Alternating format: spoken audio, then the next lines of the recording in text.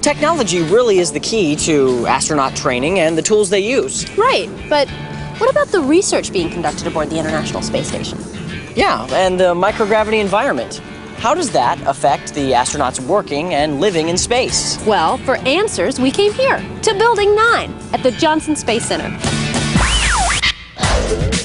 What's unique about the research environment on the International Space Station? How does zero gravity affect fluids in your body? Describe the relationship between time and space and bone loss. As the research manager for the ISS program here at the Johnson Space Center, it's my job to communicate with scientists who want to do research on board the space station. I also work with the builders of the station to be sure it's both a well-equipped laboratory and observatory.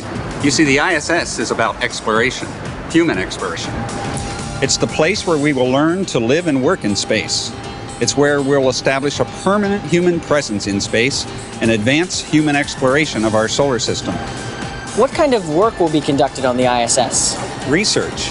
We will work on improving manufacturing processes, developing better health care, and researching tomorrow's products today. All this research will take place in the laboratories you saw earlier and in the unique, out-of-this-world environment of space.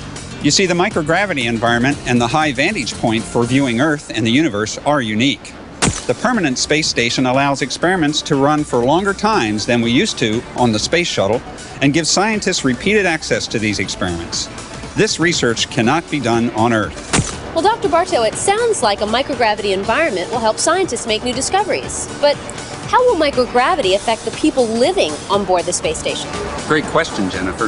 The human body reacts immediately and dramatically to the microgravity environment we feel when we go into orbit around the Earth. Remember how you explained being on the station is like being in a state of free fall? It feels like there is no gravity. That's why we often call it zero G. One of the first reactions of the body to zero G is to push our internal fluids upward in our body. You see, on Earth, in 1G, our body works to push the fluids inside upward, so all the water, blood, and other fluids don't collect in your feet. When the body first experiences zero G, it continues to push the fluids up, as on Earth, but since there is no 1G pulling down anymore, the upper body and head ends up with too much fluid. If you've ever seen pictures of us in space on the first day, our faces are puffed up like chipmunks because of the extra fluid in our upper body. But the body quickly senses this condition and begins to move the fluids to different parts of the body.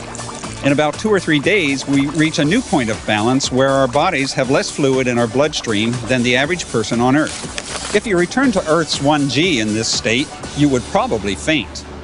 To counteract that, we fluid load just before returning to Earth.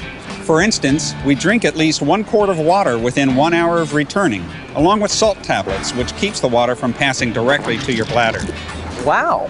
Well, how else does microgravity affect the human body? Well, Van, a longer-term effect, which also begins immediately, is the loss of bone mass.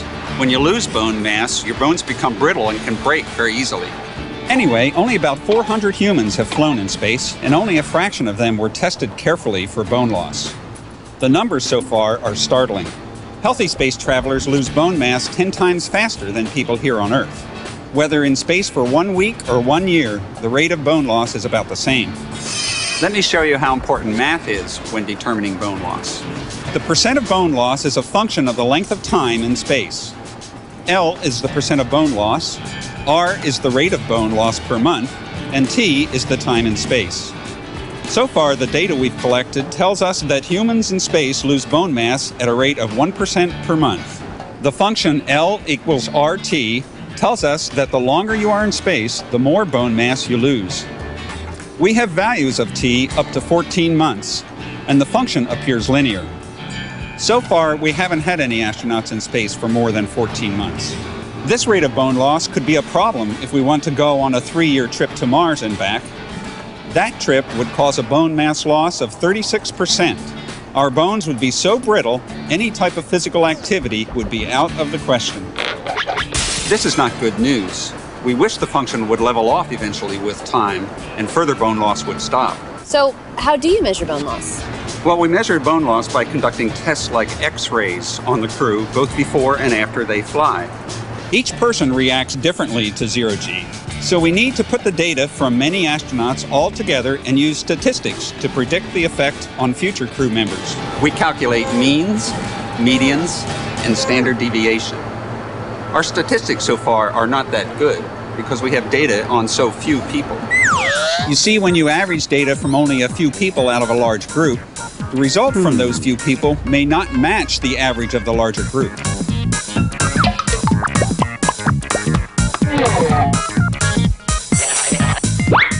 However, if you collect data on hundreds of people, like ground-based medical research does, the average is more reliable and easier to predict. Because there are only a handful of good measurements on space flyers, our predicted average is less reliable. We just need to make many more measurements. We'll also study why we lose our bone mass. Then maybe we can develop drugs to stop the effect. In fact, the National Institutes of Health is working with us on this research. So you see, research on ISS is not only about improving life in space, but also improving life here on Earth.